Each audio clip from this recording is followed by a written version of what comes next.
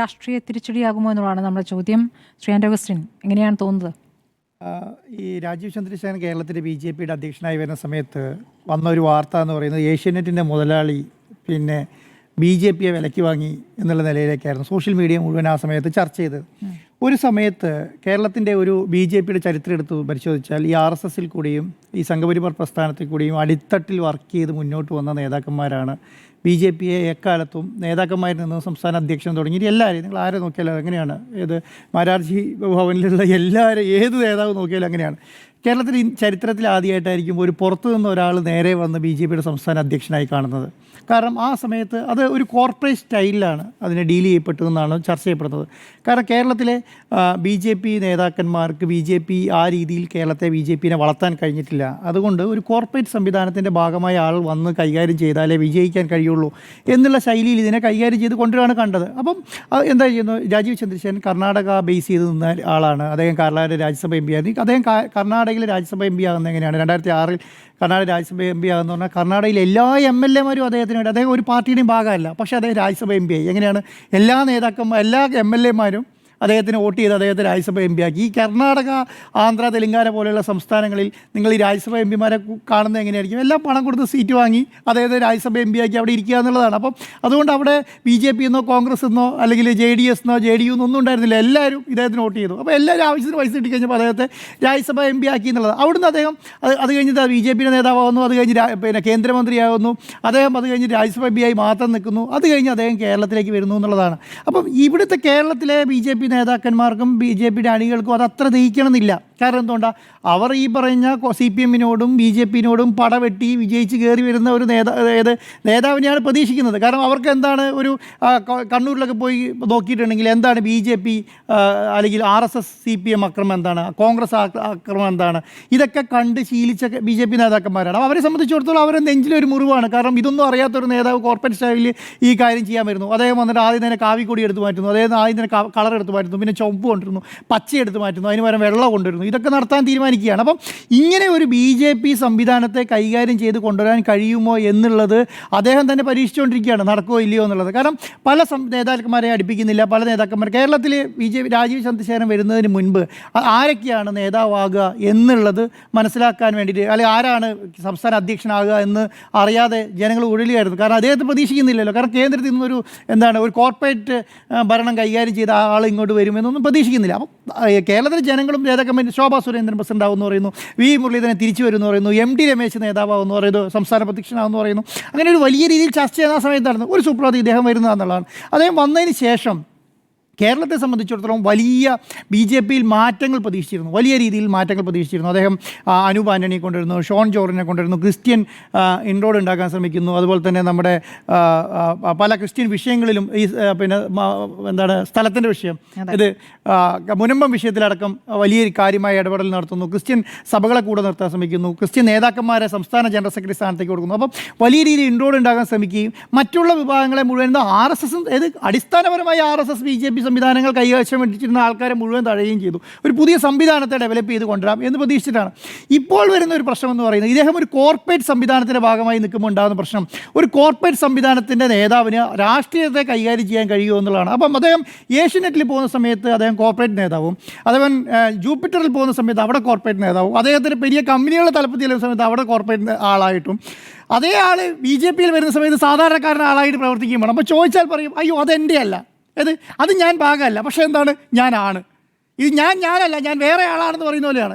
എന്നെ ഇങ്ങനെയല്ല നിങ്ങൾക്ക് കാണാൻ കഴിയുക, ഞാൻ വേറെ ആളാണ്. അപ്പം ചാനലിൻ്റെ തലപ്പത്തിയ സമയത്ത് അത് എൻ്റെ അല്ല, അത് കേരളത്തിലെ എല്ലാ കാര്യങ്ങളും കൈകാര്യം ചെയ്യും, പക്ഷേ എന്താണ്, എനിക്ക് നടപ്പിലാക്കേണ്ട കാര്യങ്ങൾ മാത്രം നിങ്ങൾ നടപ്പിലാക്കിയാൽ മതി എന്നുള്ള ശൈലിയാണ്. അപ്പം ഞാൻ ഇന്ന് ഏഷ്യൻ്റെ ചർച്ച ചെയ്യുന്നു, പിണറായി മോദിയുടെ ഐശ്വര്യമോ എന്നാണ് ചോദ്യം. അത് ചർച്ച ചെയ്യുന്ന ആരാന്നറിയോ? BJP സംസ്ഥാന അധ്യക്ഷൻ്റെ സ്വന്തം ചാനലാണ്, അദ്ദേഹം അതിൻ്റെ ഷെയർ ഹോൾഡറാണ്. അപ്പോൾ ഇത് കൈകാര്യം ചെയ്ത് വരുന്ന സമയത്ത് അവർക്ക് അവിടെ ഇടപെടാൻ കഴിയില്ല. അപ്പോൾ വലിയ മീറ്റിംഗ്, അപ്പോൾ എനിക്ക് തോന്നുന്നു ഏഷ്യാനെറ്റിൻ്റെ 30ാം വാർഷികം നടക്കുകയാണ്, അവിടെ അദ്ദേഹം ചെല്ലുന്നില്ല. കാരണം അദ്ദേഹം മുതലാളിയെ പോലും അങ്ങോട്ട് ചെല്ലുന്നില്ല. ഞാൻ ഈ കാര്യം ഞാൻ ഈ മീറ്റ് എഡിറ്റേഴ്സിൽ പറയണമെന്ന് ആലോചിച്ചതാണ് കുറേ. കാരണം ഞാനിവിടെ ഇരുന്നിട്ട് ഈ റിപ്പോർട്ടറിൻ്റെ ഇതിൽ തലപ്പത്തിരുന്ന് ഞാൻ ഈ വേറൊരു ചാനലിൽ മുതലാളിക്കെതിരെ പറയണമെന്ന് ആലോചിച്ചു. കാരണം എന്തുകൊണ്ടാണെന്നറിയോ? ഈ ഒരു കോക്കസ് സംവിധാനം ഇങ്ങനെ പ്രവർത്തിക്കും. കോക്കസ് സംവിധാനം ആർക്കെതിരെയും തിരിച്ചടിക്കാൻ തീരുമാനിച്ചാൽ ഒറ്റയടിക്കടിക്കും. അത് കഴിഞ്ഞാൽ അത് അങ്ങനെ അവസാനിക്കും. ഇപ്പോൾ എനിക്കെതിരെ അറ്റാക്ക് ചെയ്യാൻ തീരുമാനിച്ചു കഴിഞ്ഞാൽ എനിക്കെതിരെ മാത്രമേ അറ്റാക്ക് ചെയ്യുള്ളൂ. കാരണം അത് ആ കോക്കസ് മൊത്തം അങ്ങനെയാണ്. അപ്പോൾ അങ്ങനെ ഒരു സംവിധാനത്തിൻ്റെ ഭാഗമായി നിന്ന് കഴിഞ്ഞാൽ അത് ഈ തിരിച്ചടി ഉണ്ടാവില്ല. അപ്പോൾ കേരളത്തിൽ വേറെ എത്ര ചാനലുകൾ ഇതെടുത്ത് ചർച്ച ചെയ്യുമെന്ന് ഞാൻ വിചാരിക്കുന്നില്ല. കേരളം ചർച്ച ചെയ്യും. ഇത് തന്നെയാണ് കർണാടകയിലെ അവസ്ഥ. കർണാടകയിൽ അദ്ദേഹത്തിന് പ്രധാനപ്പെട്ട ചാനലുണ്ട്. അദ്ദേഹം അവിടുത്തെ രാജ്യസഭ MP ആയിരുന്നു. അവിടുത്തെ നേതാക്കൾ, കാരണം ഞാൻ പറഞ്ഞു 140 MLA-മാരെ വിലക്കെടുത്ത് രാജ്യസഭ MP ആയ ഒരാൾ, അദ്ദേഹം വിചാരിക്കുന്നുണ്ടോ അവിടെ ഒരു 175 ഏക്കർ സ്ഥലത്ത് അവിടുത്തെ MLA-മാർ വേണ്ട സമരം ചെയ്യാൻ വേണ്ടിയിട്ട്, അവിടുത്തെ രാഷ്ട്രീയ നേതൃത്വം വേണ്ട സമരം ചെയ്യാൻ വേണ്ടിയിട്ട്? അതായത് രാഷ്ട്രീയ നേതൃത്വം സമരം ചെയ്യില്ല എന്നുള്ളതാണ്. ഒരു സെൻറ്റിന് 1100 രൂപ മാത്രം കൊടുത്തു. ഒരു സെൻറ്റിന് 1100 രൂപയാണ്. എന്താ പറയുക, ഒരു ഏക്കറിന് എത്രയാണ്? 1,10,000 രൂപ കൊടുത്തിട്ട് 95 സ്ഥലം മേടിക്കുന്നു. അത് 2009 ആകുമ്പോഴത്തേക്കും എത്ര? 2005 എന്ന് പറഞ്ഞാൽ 14 വർഷത്തിലേക്ക് അപ്പുറം 275 കോടിക്ക് 81 ഏക്കർ മാത്രം വെക്കുന്നു. അപ്പോൾ എത്ര മടങ്ങാ ലാഭം? 1000 മടങ്ങോ 2000 മടങ്ങോ? എത്ര ലാഭം? അത് 1000 രൂപയ്ക്കാണ് ഒരു സെൻറ്റ് സ്ഥലം മേടിക്കുന്നത്, വെറും 1000 രൂപയ്ക്ക്. അപ്പോൾ നമ്മൾക്ക് 275 മേടിക്കുന്നു. അപ്പം ഞാൻ പറയുന്നത് അവിടുത്തെ MLA-മാർക്ക് മുഴുവൻ പൈസ കൊടുക്കാനുണ്ടാവുന്നേ. കാരണം എന്തുകൊണ്ടാണ്? അവിടെ നിങ്ങൾക്ക് അവിടെ 175 180 MLA-മാർക്ക് ഉണ്ടെങ്കിൽ 1-2 കോടി കൊടുക്കാൻ പറ്റും. കാരണം എന്തുകൊണ്ടാണ്? 285 ഒരു ഒറ്റ സ്ഥലം വിൽക്കുക. അത് കഴിഞ്ഞ് 2014 അതിൻ്റെ ബാക്കി 31 ഏക്കർ വിൽക്കുമ്പോഴത്തേക്കും അടുത്ത പൈസ കിട്ടുകയാണ്. 313 കോടി രേഖകളിൽപ്പെട്ട പൈസ മാത്രം ഒരു സ്ഥലം വിറ്റിട്ട് കയ്യിലേക്ക് കിട്ടുന്നു. ഇത് ആ രീതിയിൽ കൈകാര്യം ചെയ്യുന്നു എന്നുള്ളതാണ്. അപ്പം ഞാൻ പറയുന്നത് സർക്കാരിൻ്റെ ഭൂമി. ഇപ്പം ഞാൻ പറയുന്നത് അദ്ദേഹം ഒരു രാഷ്ട്രീയക്കാരനായിട്ട് നിൽക്കാതെ അദ്ദേഹം ഒരു കോർപ്പറേറ്റ് സംവിധാനത്തിൻ്റെ ഭാഗമാണ്. ഇതാരും ചർച്ച ചെയ്യപ്പെടില്ല. കാരണം എന്താണ്? അദ്ദേഹത്തിന് അത് വാങ്ങാനും വിൽക്കാനുള്ള അധികാരമുണ്ട്. ഒരു രാഷ്ട്രീയ നേതാവും ഒരു രാജ്യസഭ MP-യും ഒരു കേന്ദ്രമന്ത്രിയും ഒരു റിയൽ എസ്റ്റേറ്റ് റെഗുലേറ്ററി അതോറിറ്റിയുടെ, കാരണം അദ്ദേഹം കൈകാര്യം ചെയ്യുന്ന വിഭാഗം ഏതെന്നറിയോ? റിയൽ എസ്റ്റേറ്റ് റെഗുലേറ്ററി അതോറിറ്റിയുടെ മെമ്പറാണ്.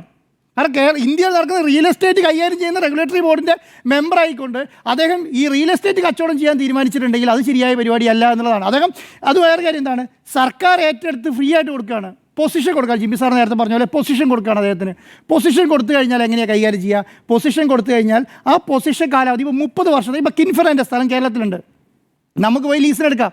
അത് നിശ്ചിത തുക കെട്ടിവെച്ച് ലീസിനെടുക്കാം. അതെന്തിനാണ്? ഇന്ന വ്യവസായം നടത്താൻ വേണ്ടിയിട്ട് എന്ന് പറഞ്ഞ് സ്പെസിഫിക് ചെയ്ത് നമുക്ക് തരും. ഇതാ കളർ TV നിർമ്മിക്കാൻ വേണ്ടിയിട്ട് കിൻഫ്രയിനകത്ത് ഇത്ര സ്ഥലം തരുന്നു. ആ സ്ഥലം നമ്മൾ എടുക്കുന്നു, അത് നടപ്പിലാക്കി 30 വർഷമോ 35 വർഷം കഴിഞ്ഞ് കഴിഞ്ഞാൽ ആ സ്ഥലം ആർക്ക് തിരിച്ചു കൊടുക്കണം? സർക്കാർ തിരിച്ചു കൊടുക്കണം. ഇനി എന്താ ചെയ്യാൻ പറ്റുക? ഇനി എനിക്ക് എൻ്റെ ബിസിനസ് തകർന്നു പോയി, എനിക്ക് കമ്പനി വേറെ ആൾക്ക് വിൽക്കാം. അത് ആരുടെ അനുമതിയോടുകൂടി? സർക്കാരിൻ്റെ അനുമതിയോട് കൂടിയിട്ടാണ്. ഇവിടെ എന്താ സംഭവിച്ചത്? ഇത് 1994 ലീസിന് പൊസിഷൻ കൊടുത്ത സ്ഥലം 2006 കഴിഞ്ഞപ്പോൾ എന്ത് സംഭവിച്ചു? 6 കഴിഞ്ഞപ്പം ഇദ്ദേഹം എന്ത് ചെയ്യും? സർക്കാരെ സമീപിച്ചിട്ട് പറയാണ് ഇതിന് ലോൺ എടുക്കാനുള്ള അവസ്ഥ നമുക്ക് തരണം. ഏത്?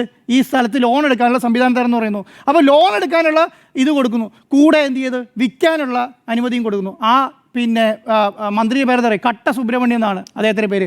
അദ്ദേഹം എവിടെയെന്നറിയാം ഇപ്പോൾ ഉള്ളത്? ജയിലിലാണ്. ഏത്? ഈ പറയുന്ന സംവിധാനത്തിന്റെ ഭാഗമായിട്ട് അദ്ദേഹം ജയിലിലാണ് കിടക്കുന്നത്. അപ്പം ആ ഭൂമി എന്ത് ചെയ്തു? അല്ല, ഞാൻ പറയുന്നത് അദ്ദേഹം ഈ ഇതുപോലത്തെ പരിപാടി നടത്തിയിട്ടാണ് പറയുന്നത്. ഞാൻ ഈ കേസിനുള്ളതല്ല. അദ്ദേഹം കാരണം ഒരു മന്ത്രി എന്തിനാണ് ജയിലിൽ പോകുന്നത്? ഒരു മന്ത്രി ജയിലിൽ പോകുമ്പോൾ അദ്ദേഹം, ഞാൻ പറയുന്നത് സർക്കാർ 94 ലീസിന് കൊടുത്ത ഭൂമി അല്ലെങ്കിൽ കൈവശം വെക്കാൻ കൊടുത്ത ഭൂമി അത് 2006 ആകുമ്പോഴത്തേക്ക് വിൽക്കാനുള്ള അനുമതി 2006 ആകുമ്പോഴത്തേക്ക് വിൽക്കാൻ 2009 അത് വിറ്റിട്ടുണ്ട്. 2013 അതിനെന്താണ്? അതിനകത്ത് രേഖകളുണ്ടോ? അതിനകത്ത് കാര്യമായ രേഖകളില്ല എന്നുള്ളതാണ്. ആ രേഖകളുണ്ടോ? എന്താണ്? അപ്പോൾ പിന്നെ BPL വന്നിട്ട് പറയാണ് രാജീവ് ചന്ദ്രശേഖരന് BPL-ലുമായിട്ട് ഒരു ബന്ധമില്ല. അങ്ങനെ പറഞ്ഞാൽ മലയാളിക്ക് വിശ്വസിക്കേണ്ട കാര്യമില്ല. കാരണം എന്താ? അദ്ദേഹത്തിൻ്റെ അമ്മായിച്ചൻ എന്ന് പറയുന്നത് BPL-ൻ്റെ മുതലാളിയാണ്, അദ്ദേഹത്തിൻ്റെ ഓണറാണ്. BPL-ൻ്റെ ഫൗണ്ടറാണെന്ന് പറഞ്ഞിട്ട് തന്നെയാണ് ഇപ്പം ഔദ്യോഗികമായിട്ട് BJP പറഞ്ഞു വരുന്നതും. അദ്ദേഹം BPL ഡെവലപ്പ് ചെയ്ത അദ്ദേഹമാണ്. BPL മൊബൈൽ ഫോൺ ലോഞ്ച് ചെയ്ത അദ്ദേഹമാണ്. BPL-ൻ്റെ എല്ലാ ഉയർച്ചയ്ക്കും കാരണം അദ്ദേഹമാണ്. ഇന്ന് BPL വന്നിട്ട് പറയുകയാണ് ഇത് BPL-ൻ്റെ ഭാഗമല്ല രാജീവ് ചന്ദ്രശേഖർ എന്ന്. പക്ഷേ അങ്ങനെയാണ് ജിമ്മി സാർ നേരത്തെ പറഞ്ഞ പോലെ കഴിഞ്ഞ ഇലക്ഷന് മുഴുവൻ ഇദ്ദേഹം ഒരു ടെക്നോക്രാറ്റായി മാറിയതും ഇദ്ദേഹം ഒരു ഇലക്ട്രോണിസ്റ്റ് ആയിട്ട് മാറിയതും ഒക്കെ എങ്ങനെയാണ്? ഈ മൊബൈലിൻ്റെ ഭാഗമായിട്ട് തന്നെയും ഈ BPL ഡെവലപ്പ് ചെയ്തെന്ന് പറഞ്ഞിട്ട് തന്നെയാണ്. അപ്പം നമ്മളെ സംബന്ധിച്ചിടത്തോളം, കേരളത്തിലെ ജനങ്ങളെ സംബന്ധിച്ചിടത്തോളം, കേരളത്തിലെ പ്രധാനപ്പെട്ട ഒരു രാഷ്ട്രീയ പാർട്ടിയുടെ നേതാവ്, പാർട്ടിയുടെ സംസ്ഥാന അധ്യക്ഷൻ, കേന്ദ്രം ഭരിക്കുന്ന പാർട്ടിയുടെ സംസ്ഥാന അധ്യക്ഷൻ ഈ പറയുന്ന രീതിയിൽ ഇതുപോലെ ഒരു ഭൂമി കുംഭകോണം നടത്തിയിട്ടുണ്ടോ ഇല്ലയോ? ഭൂമി കുംഭകോണം നടത്തിയിട്ടുണ്ടെങ്കിൽ ഇല്ലെങ്കിൽ അദ്ദേഹം നേരിട്ട് വന്നു. കാരണം രാവിലെ 10 മണിക്ക് ബ്രേക്ക് ചെയ്ത വാർത്തയാണ് അല്ലേ? 10 മണിക്ക് ബ്രേക്ക് ചെയ്ത വാർത്ത ഇന്ന് വൈകുന്നേരം ഈ സമയപരമായിട്ട് അതിന് മറുപടിയില്ല. അദ്ദേഹത്തിന് പറയാനില്ല. അദ്ദേഹം എന്ത് ചെയ്യുമെന്ന് പറഞ്ഞാൽ അദ്ദേഹത്തിൻ്റെ ആൾക്കാരെ കൊണ്ട് പോസ്റ്റിരിക്കുകയാണ്. അദ്ദേഹം ഒന്നുമല്ല എന്ന് പറഞ്ഞുകൊണ്ട്, ഞാൻ നേരത്തെ പറഞ്ഞുകൊണ്ട് ഞാനല്ല എന്ന് പറഞ്ഞുകൊണ്ട് വേറെ ഒരാളെ കൊണ്ട് പിന്നെ എഴുതിക്കുകയാണ് ഞങ്ങൾ ഇതിൻ്റെ ഭാഗമല്ല. പിന്നെ എന്തിനാ ഈ പറയുന്ന BPL അതിനകത്ത് രാജീവ് ചന്ദ്രശേഖരൻ്റെ പേര് എന്തിനാ BPL ഇതിന് മറുപടി പറയാൻ പറ്റുന്ന കാര്യം? BPL കുറിച്ച് പറയുമ്പോൾ BPL എന്താ പറയുന്നത്, ഞങ്ങൾക്ക് ഈ ഭൂമിയായിട്ട് ബന്ധമില്ല, ഞങ്ങളിത് അങ്ങനെ ഫോട്ടോഗ്രാഫ് കാണിച്ചിട്ടുണ്ട്. പിന്നെ അതിനകത്ത് പറയുന്നൊരു കാര്യമുണ്ട്, എന്താ അറിയോ, 2003 സുപ്രീം കോടതി വിധിയാക്കിയെന്ന് പറയുന്നു. ഈ 2003 എന്താ സുപ്രീം കോടതി വിധിയാക്കുന്നത്? ഈ ഭൂമി അലോട്ട് ചെയ്തുപോയ ബന്ധപ്പെട്ട പ്രശ്നമാണ്. 96 തുടങ്ങിയിട്ട് ഈ ഭൂമി ഈ 1000 രൂപയ്ക്ക് സർക്കാരിൽ നിന്ന് ഏറ്റെടുത്തിട്ട് സർക്കാരിലേക്ക് അലോട്ട് ചെയ്യുന്ന സമയത്ത് ആ ഭൂമിയുടെ സർക്കാർ അലോട്ട് ചെയ്ത കേസിനകത്ത് അത് തന്നെ ഇത് നിലനിൽക്കില്ല. കാരണം കർഷകരിൽ നിന്ന് 1000 രൂപയ്ക്ക് ഭൂമി ഏറ്റെടുക്കാൻ പാടില്ല എന്ന് പറഞ്ഞിട്ട് അവിടുത്തെ കർഷകരും അവിടുത്തെ ജനങ്ങളും കോടതിയിൽ പോയി. അത് സുപ്രീം കോടതി എന്ത് ചെയ്തു? ഓൾറെഡി ഏറ്റെടുത്ത് പോയില്ലേ, ഫാക്ടറിക്ക് വേണ്ടിയിട്ടല്ലേ എന്ന് പറഞ്ഞിട്ട് അത് എന്ത് ചെയ്യുന്നു, സർക്കാർ ഇദ്ദേഹത്തിന് വിട്ടുകൊടുക്കുകയാണ്.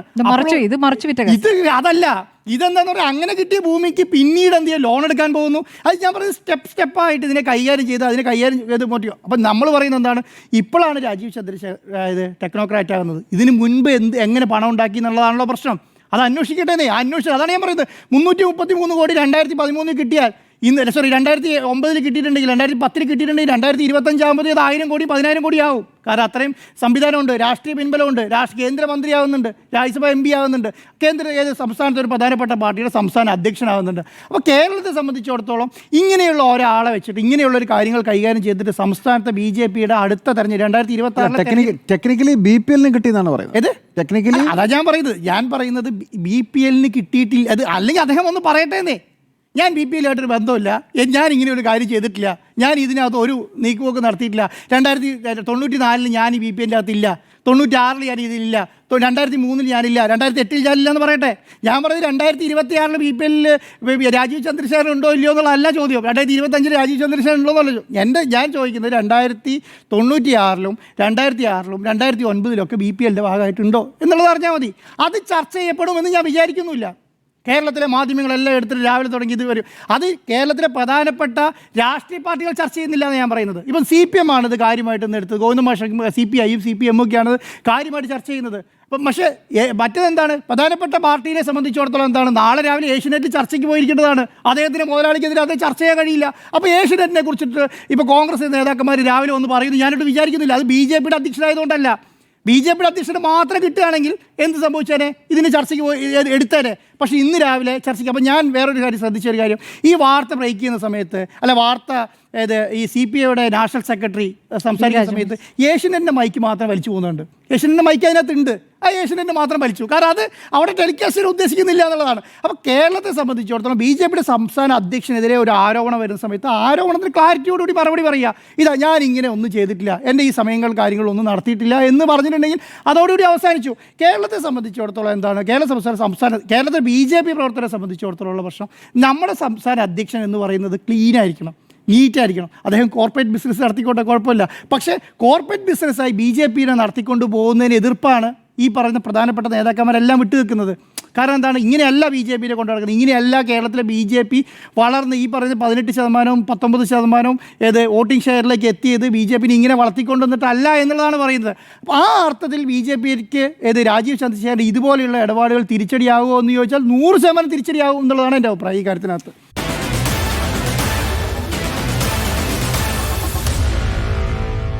Meet the editors.